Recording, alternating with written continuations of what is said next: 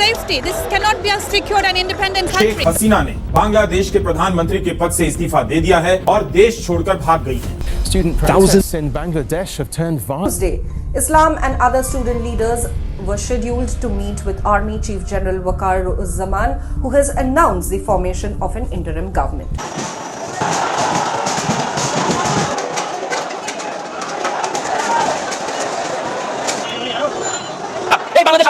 5 जून 2024 को Bangladesh high court फैसला सुनाती है जिसमें वो अनाउंस करती है जो 30% क्वाटा फ्रीडम फाइटर्स के लिए था वो फिर से जारी किया जाता है। इस क्वाटा सिस्टम में ये था, जब साल 1971 में बांग्लादेश पाकिस्तान से आजाद हुआ तो बांग्लादेश सरकार ने क्वाटा सिस्टम अनाउंस किया था। मतलब जो लोग देश की आजादी के लिए लड़े थे उनके बच्चों के लिए 30% जो रिजर्व रखी जाएंगी। पर शेख हसीना ने ये क्वाटा सिस्टम 2018 में बिल्कुल खत्म कर दिया था। ये फैसला सुनकर सभी स्टूडेंट शेख हसीना से सवाल करने लगते हैं, जिस चक्कर में शेख हसीना को प्रेस कॉन्फ्रेंस करनी पड़ती है जिसमें वो बयान देती हैं, हमें हाई कोर्ट के फैसले की इज्जत करनी चाहिए और हम फ्रीडम फाइटर के बच्चों को क्वाटा नहीं देंगे तो क्या रजाकार के बच्चों को देंगे। अब रजाकार का मतलब होता है गद्दार। ये सुनकर जो अपोजिशन पार्टी थी वो लोगों के दिमाग में ये भर देती है कि शेख हसीना देश के युवाओं को गद्दार कह रही है। ये सुनकर सभी स्टूडेंट्स भड़क जाते हैं और प्रोटेस्ट स्टार्ट कर देते हैं। शुरू में तो ये प्रोटेस्ट बहुत शांत था। जैसे ही ईद की छुट्टियां खत्म होती है मानो बांग्लादेश में एक चिंगारी भड़क उठी हो। सभी स्टूडेंट्स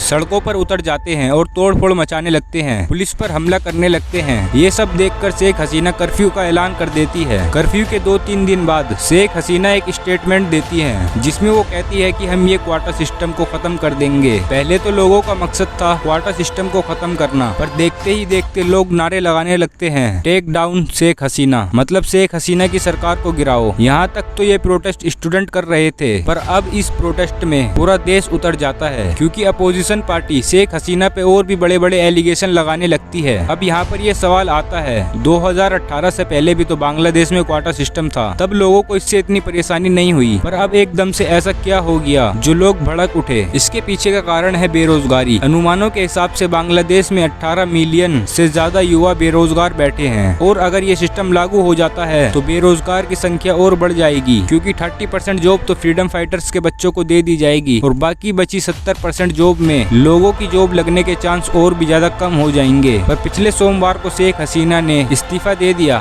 शेख हसीना ने बांग्लादेश के प्रधानमंत्री के पद से इस्तीफा दे दिया है और देश छोड़कर भाग गई है। के बाद बांग्लादेश में हालत सुधरने की बजाय और बिगड़ते जा रहे हैं। अब तो बस ऊपर वाला ही जाने ये प्रोटेस्ट किस मुकाम पर आकर रुकेगा। अगर आपको इस वीडियो से थोड़ी सी भी जानकारी मिली हो तो एक लाइक कर दें और चैनल पर नए हो तो सब्सक्राइब करें। धन्यवाद।